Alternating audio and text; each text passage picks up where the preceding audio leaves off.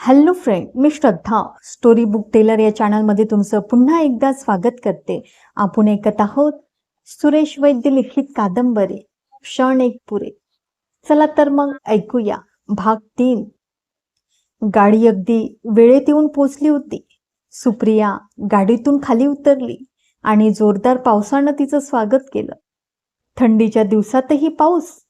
हल्ली ऋतूंनीही माणसासारखेच आपले रंग बदलायला सुरुवात केली आहे. सुप्रियाच्या मनात आलं. पावसापासून बचाव करीत कशीबशी ती रिक्षा स्टँडपर्यंत पोहोचली.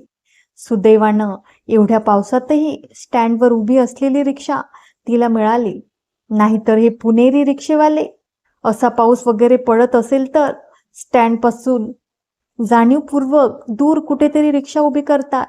बिचारा प्रवासी गरजवंताला अक्कल नसल्यासारखा तिथवर तंगडेतोड करीत जातो आणि रिक्षेवाला पॅसेंजरवर उपकार केल्यासारखा चेहरा करीत मोठ्या नाईलाजानं त्याला रिक्षात घेतो.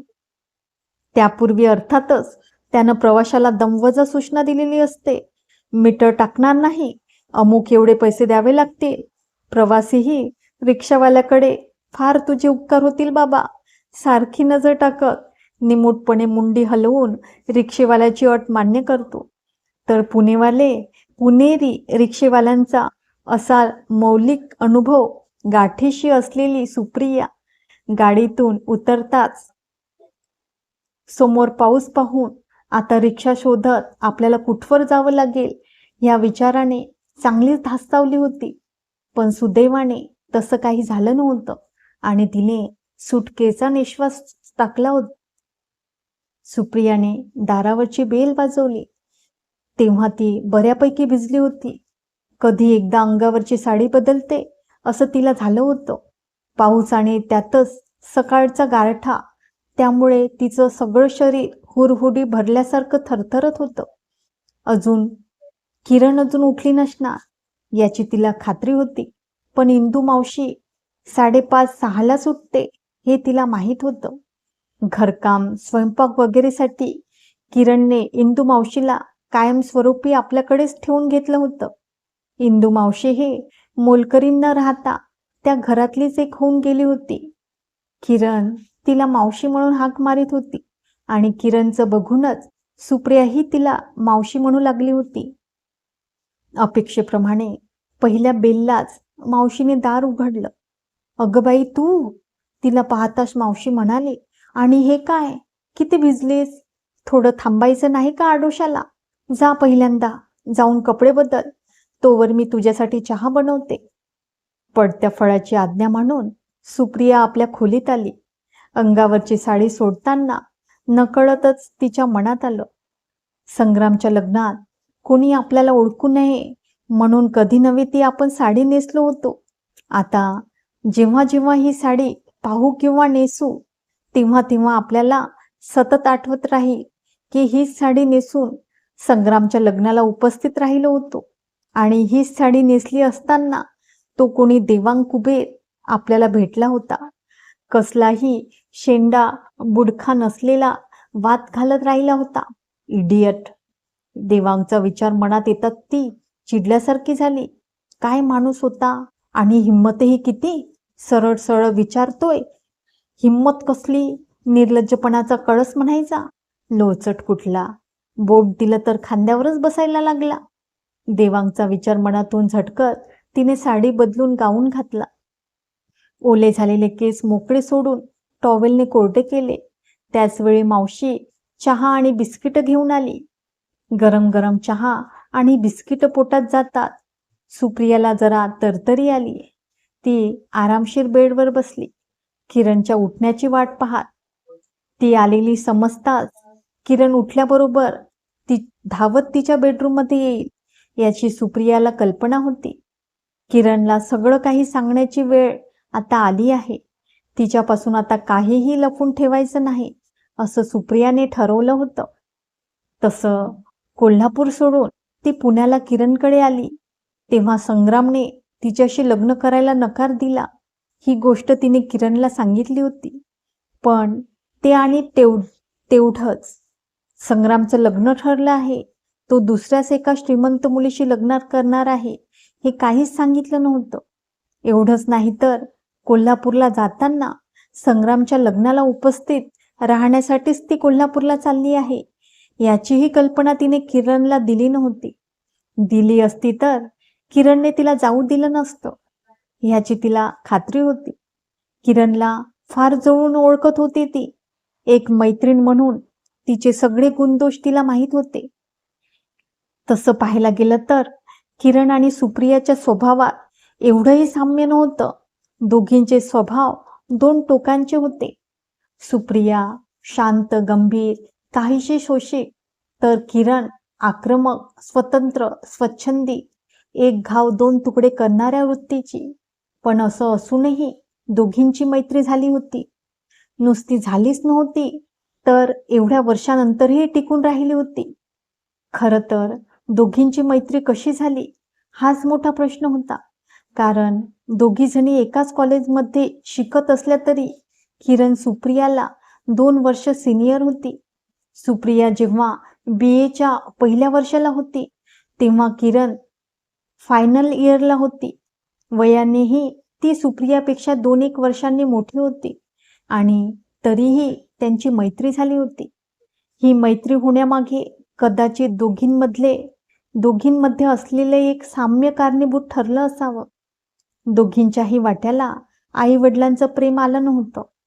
अर्थात त्यातही थोडा फरक होताच.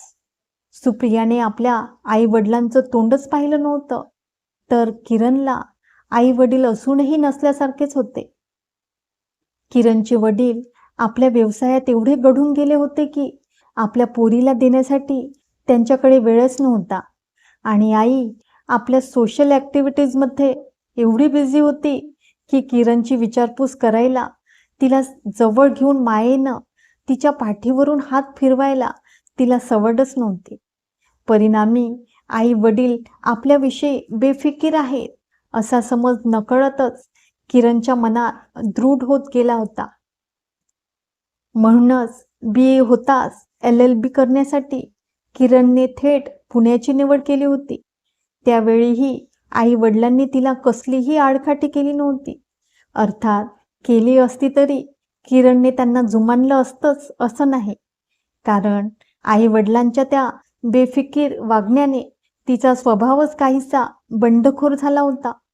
मनाला पटेल तोच निर्णय घेण्याची वृत्ती तिच्यात आली होती. पुण्याची निवड करताना कदाचित आई वडिलांपासून दूर राहण्याचा हेतूही तिच्या मनात असावा. तर पुण्याला जाऊन LLB करण्याचा तिच्या निर्णयाला आई वडिलांनी कसलीही अडखळ न करता परवानगी दिली होती. एवढंच नाही तर पुण्यात 4 रूमचा फ्लॅटही वडिलांनी तिला घेऊन दिला होता. शिवाय दर महिन्याला ते तिला पैसेही पाठवत होते. कदाचित किरणला जे हवं ते देऊन तिच्याविषयीचं आपलं कर्तव्य बजावण्याचं समाधान ते त्यातून मिळवू पाहत होते. LLB झाल्यावर किरणने पुण्यातच एका वकिलाच्या हाताखाली असिस्टंट म्हणून काम सुरू केलं होतं. ह्या 2-3 वर्षाच्या काळात कोल्हापूरला ती एकदाही गेली नव्हती. मात्र सुप्रियाला ती विसरली नव्हती. अधूनमधून पत्र, फोन करून सुप्रियाशी असलेली आपली मैत्री तिने जपली होती. सुप्रियालाही किरणचा नेहमीच आधार वाटत राहिला होता.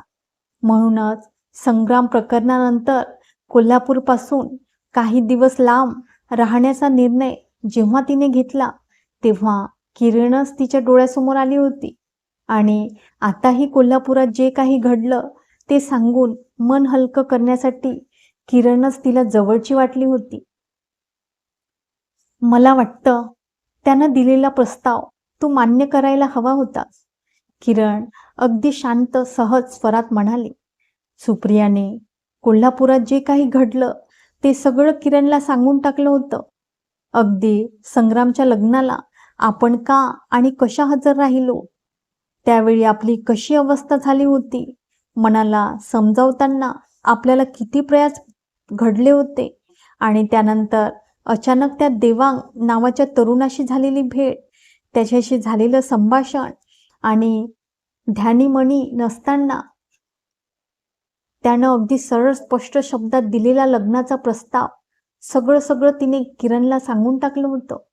सुप्रियाचं सगळं बोलणं किरणने मध्ये एक चकार शब्दही न बोलता अगदी शांतपणे ऐकून घेतलं होतं. आणि मग त्या शांत सहजपणे तिने आपली प्रतिक्रिया व्यक्त केली होती.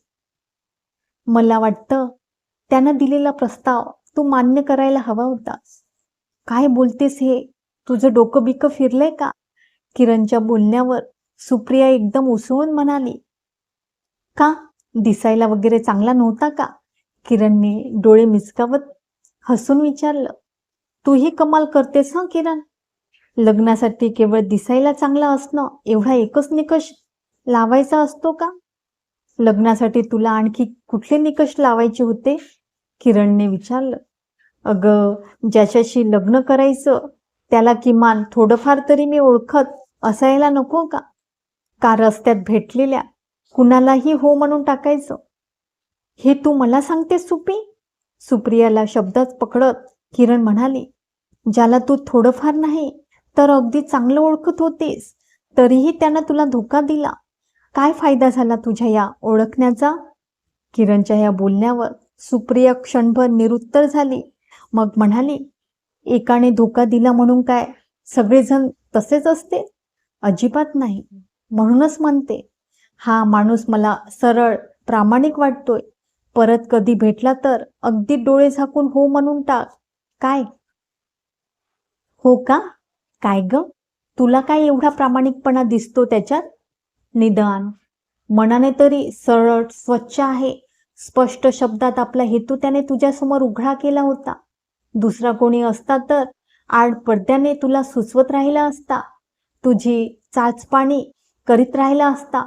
म्हणून मला वाटतं हा माणूस अतिशय स्वच्छ प्रामाणिक आहे. किरणने आपलं मत सांगितलं. मान्य, पण तो जर एवढा चांगला आहे तर लग्नासाठी मुलींची काही कमतरता नसणार त्याला. मग मीच का बळीचा बकरा बनू? बकरा नाही, बकरी म्हण, किरण हसून म्हणाली. चल, बकरी तर बकरी. आता सांग, तो माझ्याच मागे का लागला होता? नक्कीच काहीतरी हेतू असणार त्याचा. सुप्रियाने शंका व्यक्त केली.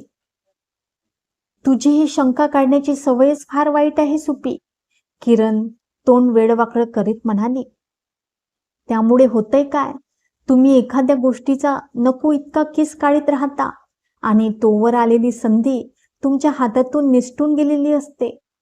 माय डिअर सुपी, इंग्रजीमध्ये एक म्हण आहे, संधी आयुष्यात केवळ एकदाच येऊन तुमच्या दारावर थाप मारते. तिला त्याच वेळी दार उघडून आत घेतलं नाही तर पुन्हा ती तुमच्या दारात कधीही येत नाही. सुप्रिया काही न बोलता गप्प राहिली. तशी किरणच म्हणाली. खरं सांगू सुपी, माझं अगदी स्पष्ट मत आहे. माणसानं नसत्या शंका काढत राहण्यापेक्षा त्या शंकांना सामोरं जावं, त्याचा पडताळा घ्यावा. आणखी एक, तुमचा निर्णय शेवटी तुम्हालाच घ्यायचा असतो. त्याचा चांगला वाईट परिणामही तुम्हालाच भोगायचा असतो. दुसऱ्याला त्याच्याशी काही एक घेणं देणं नसतं. तुम्ही महालात राहताय की झोपडीत, तुम्ही जिवंत आहात की मेलात, कुणालाही त्याचं काही सोयसूतक नसतं. टेबलावरच्या घड्याळाकडे पाहत किरण उठून उभी राहिली. एक विचारू किरण? सुप्रिया तिच्याकडे पाहत म्हणाली. विचार. अशी एखादी संधी कधी तुझ्या दारावर थाप देण्यासाठी आली तर? आली होती? अजून नाही, पण लवकरच येणार आहे, किरण हसून म्हणाली. आणि तिचं स्वागत करण्यासाठी मी अगदी जय्यत तयारीत आहे. तू त्याची अजिबात काळजी करू नकोस. तो दिवस लवकरात लवकर यावा म्हणून मी देवाची प्रार्थना करी. उगीच देवाला वेठीस धरू नकोस, किरण पुन्हा हसून म्हणाली. तू म्हणतेस तेवढ्या लवकरही नाही. ती आल्यानंतरही आणखी 2-1 वर्ष तरी लागतील का? काही विशेष कारण? हां, ह्या 2 वर्षात मी माझ्या वकिलीची स्वतंत्र प्रॅक्टिस सुरू करू शकेल. मग आत्तापासूनच पाहायला सुरुवात करायला हवी. सुरुवात कसली म्हणतेस? किरण डोळे मिचकावत म्हणाली. ऑलरेडी पाहून ठेवला आहे. अच्छा, कोण आहे तो दुर्दैवी प्राणी? त्याला तुझ्यासारख्या कडक बिजलीशी सामना करावा लागणार आहे. किरणने खोटे खोटे डोळे वटारत सुप्रियाकडे पाहिलं. कळेल, वेळ आल्यावर त्या दुर्दैवी प्राण्याचं नावही तुला कळेल. तोवर क्षमस्व. मग क्षणभर थांबून किरणने पुढे झुकून सुप्रियाची हनुवटी धरून तिचा चेहरा वर उचलला. म्हणाली, मगाशी जे काही बोलले त्यावर विचार कर. माणूस चांगला वाटतोय मला. परत भेटला तर, आणि तो परत भेटणार तुला याची खात्री वाटते मला. विचारपूर्वक निर्णय घे. आणि सुप्रिया त्यावर काही बोलण्याआधीच किरण तिच्या रूममधून बाहेर पडली. नंतरच्या 2 दिवसात विशेष असं काहीच घडलं नव्हतं. किरण कोर्टात गेली की सुप्रिया दिवसभर बेडवर लोळत आराम करीत होती किंवा पुस्तक वाचत बसत होती. संध्याकाळी किरण आली की मग दोघी मैत्रिणी जवळपास फिरायला जात होत्या. या 2 दिवसात संग्रामचा विषय सुप्रियाने डोक्यातून पूर्णपणे काढून टाकला होता. देवांगलाही ती जवळजवळ विसरून गेली होती. तो परत आपल्याला भेटेल असं तर तिला अजिबात वाटत नव्हतं. अगदी त्याची तशी इच्छा असली, पुण्यात ती कुठे राहते हे त्याला कुठं माहीत होतं. म्हणूनच संग्रामप्रमाणेच देवांगचा विचारही तिने डोक्यातून काढून टाकला होता. त्या दिवशी अशीच ती हॉलमध्ये बसून पुस्तक वाचत होती. किरण नेहमीप्रमाणे कोर्टात गेली होती. इंदू मावशीही आपल्या कुठल्या तरी आजारी मैत्रिणीला भेटायला गेली होती. घरात सुप्रिया एकटीच होती. तेवढ्यात दारावरची बेल वाजली. कोणीतरी सेल्समन किंवा सेल्सगर्ल असेल ह्या विचाराने सुप्रियाने तिकडे दुर्लक्ष केलं. पुन्हा बेल वाजली. त्यावेळी लागोपाठ 2 वेळा वाजल्यासारखी. आता मात्र कहर झाला. हे सेल्समन म्हणजे? पुस्तक टीपॉयवर ठेवत सुप्रिया तावातावाने उठली. दार उघडत काहीतरी खरमरीत बोलण्यासाठी तिने तोंड उघडलं. अन समोर एखादं भूत पाहिल्यासारखे तिचे डोळे विस्फारले गेले. दारात देवांग उभा होता. देवांग कुबे. तुम्ही? सुप्रिया हलक्या आवाजात किंचाळल्यासारखी म्हणाली. दाराची दोन्ही बाजूची चौकट दोन्ही हातांनी पकडून ती दार अडवल्यासारखी तशीच उभी राहिली होती. दारातून बाजूला व्हायचं भानही तिला राहिलं नव्हतं. तुम्ही तर अशा घाबरला आहात जणू मी कोणी भूत प्रेत आहे. देवांग ओठांवर आपलं नेहमीच हसू आणत म्हणाला. मला आत या ही म्हणणार नाही.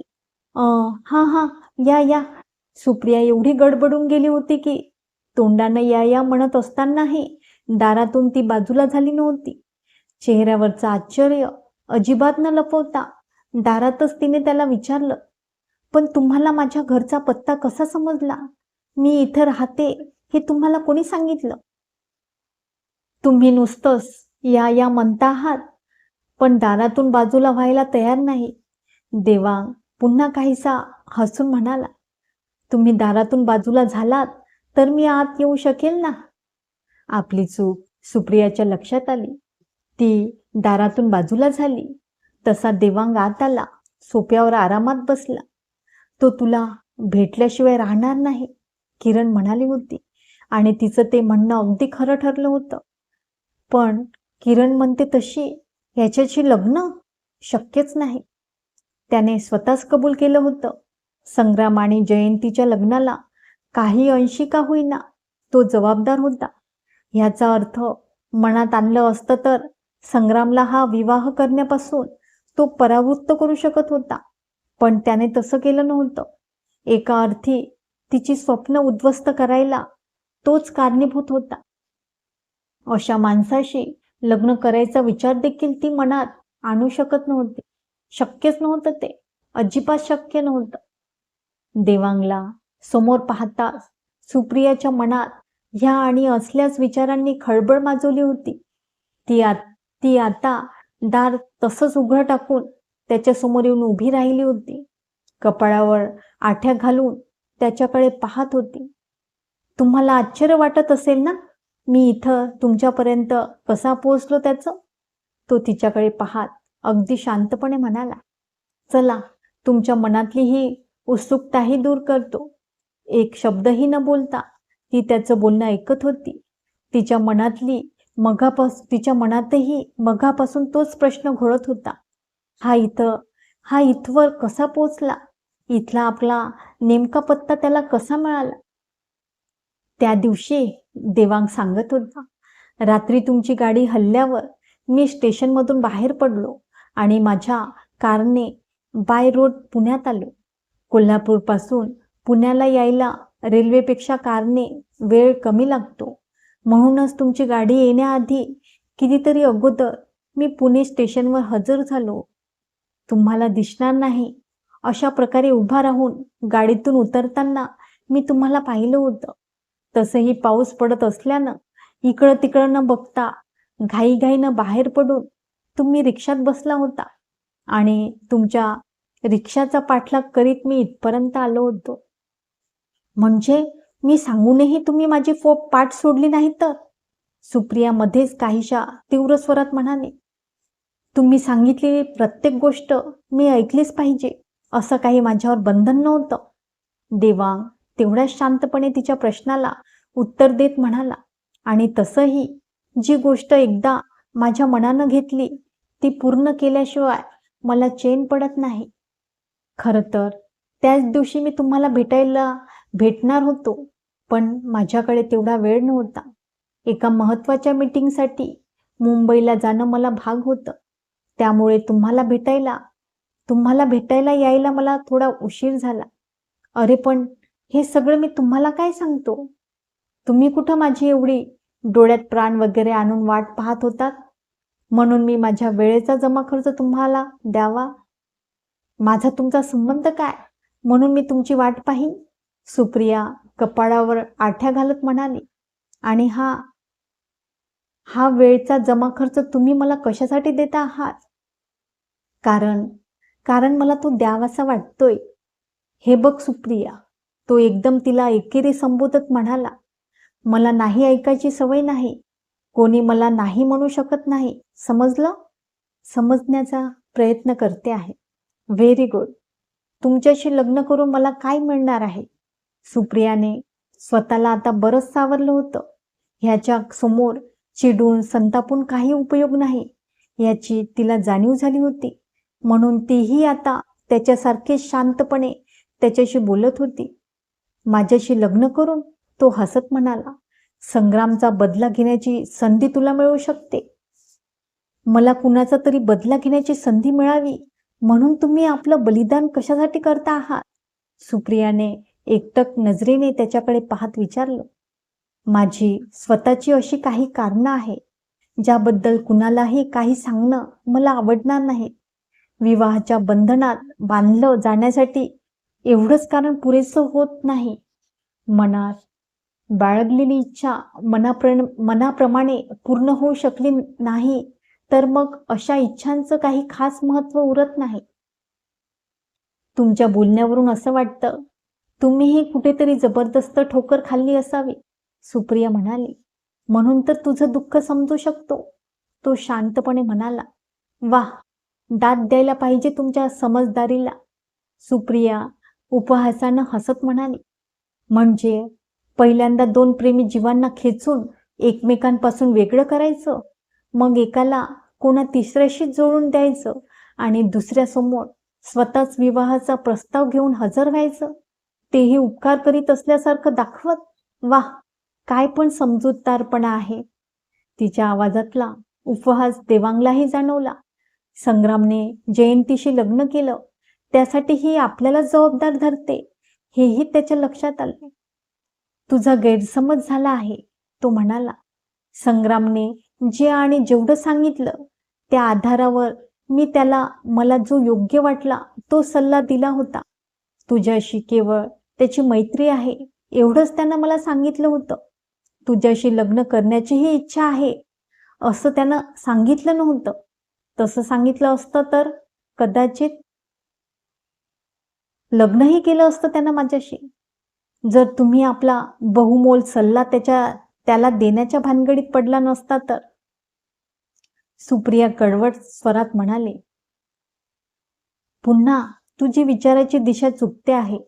देवांग ह्यावेळी कपाळावर एक हलकीच अळी घालत म्हणाला, संग्रामला सोडून तू मलाच आरोपीच्या पिंजऱ्यात उभा करू पाहते आहे. तुझ्या एवढंही लक्षात येत नाही, संग्रामचं जर खरोखरच तुझ्यावर प्रेम असतं, तुझ्याशीच लग्न करायची जर मनापासून त्याची इच्छा असते, तर कुणाच्याही सल्ल्याला त्यानं भीक घातली नसती. नव्हे असाच काही सल्ला घेण्याच्याच भानगडीत तो पडला नसता. मला तर आता वाटतंय जयंतीशी लग्न करण्याचा निर्णय त्याने आधीच घेतला होता. केवळ मनाला टोचणी लागायला नको म्हणून त्यावर माझ्याकडून त्यानं फक्त शिक्कामोर्तब करून घेतला होता. त्यासाठीच तुझ्याशी फक्त मैत्री असल्याचं आणि जयंतीला लहानपणापासूनच ओळखत असल्याचं त्यानं मला सांगितलं होतं. असं सांगितल्यावर मी काय सल्ला देणार याची त्याला कल्पना होती. एका परीनं त्यानं तुला नाही तर मलाही फसवलं होतं आणि अशा माणसासाठी तू मला दोषी ठरवू पाहत आहेस, त्यानं केलेल्या विश्वासघाताकडे दुर्लक्ष करून. ह्या विषयावर मला काही बोलायची इच्छा नाही. त्याचं बोलणं मध्येच तोडत सुप्रिया म्हणाली, तुम्हाला कल्पना आहे, इथं मी माझ्या एका मैत्रिणीकडे आली आहे. असं दुसऱ्याच्या घरात येऊन कुणाला त्रास देणं ह्याला सभ्यपणा म्हणत नाही. भेटायला येणं हा काही गुन्हा नाही. चांगली जबरदस्ती आहे ही तुमची. सुप्रिया काहीशी चिडून म्हणाली. तसं समज हवं तर, देवांग बेफिकर स्वरात म्हणाला. मग काय ठरवलंस तू? माझा प्रस्ताव तुला मान्य आहे? नाही. का? माझी इच्छा. माझ्यात काही कमी आहे? नाही. मग काय? तुम्हाला समजत कसं नाही? तुमच्या तुलनेत मी एक गरीब अनाथ मुलगी आहे. तुमची बरोबरी करू शकेल अशी सामाजिक प्रतिष्ठा, घराणं, पैसा काहीच नाही माझ्याकडे. मग मला असं अपमानित करण्यासाठी पुन्हा पुन्हा तुम्ही का येता आहात माझ्यासमोर? सुप्रियाला वाटत होतं कोणत्याही क्षणी आपल्याला रडू फुटेल की काय.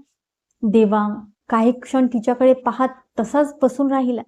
मग उठला, गंभीर स्वरात म्हणाला, मी जाणीवपूर्वक तुला अपमानित करण्यासाठी तुझ्याकडे येतोय असं तुला वाटत असेल तर तो तुझ्या दृष्टिकोनाचा दोष आहे, माझा नाही. एखाद्या विवाहयोग्य तरुणाने त्याला योग्य वाटणाऱ्या तरुणीसमोर विवाहाचा प्रस्ताव मांडणं हा काही गुन्हा नाही. अपमान वगैरे तर नाहीच नाही. पण माझं येणं जर तुला एवढं खटकत असेल तर मी जातो. पण एक गोष्ट लक्षात ठेव सुप्रिया, माझा हेतू प्रामाणिक आहे. त्यात कसलाही छळ, कपट, अप्रामाणिकपणा नाही. त्या जोरावरच सांगतो, एक ना एक दिवस तुला मिसेस देवांग कुबेर व्हावंच लागेल. त्याला पर्याय नाही. Remember that. आणि देवांग वळून झपाट्याने हॉलमधून बाहेर पडला.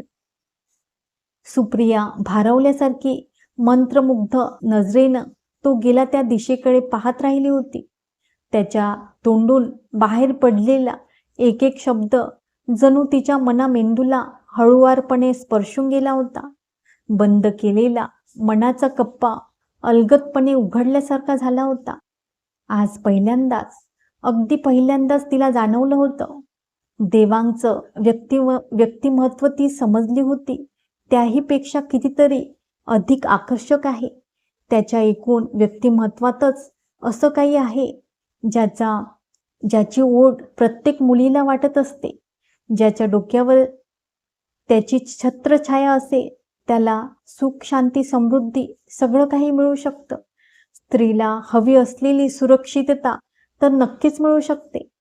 लग्नच न करण्याची शपथ जर कोणी घेतली नसेल आणि त्याच्यासमोर देवांगसारख्या तरुणाशी लग्न करण्याचा प्रस्ताव आला तर डोळे बंद करून त्याने तो प्रस्ताव स्वीकारायला हवा, कसलीही शंका मनात न आणता. सुप्रियाने मनोमन मान्य केलं. तिसऱ्यांदा जर देवांगने तिला विवाहाबद्दल विचारला तर ती नकार देऊ शकणार नाही. मनात आलेल्या या विचाराने अचानक आशेचा एक किरण तिच्या मनाच्या एका कोपऱ्यात चमकून उठला होता. तिसऱ्यांदा तो नक्की येईल, अगदी नक्की. चला तर मित्रांनो, आता येथेच थांबूया. भेटूया उद्याच्या भागात तोपर्यंत नमस्कार.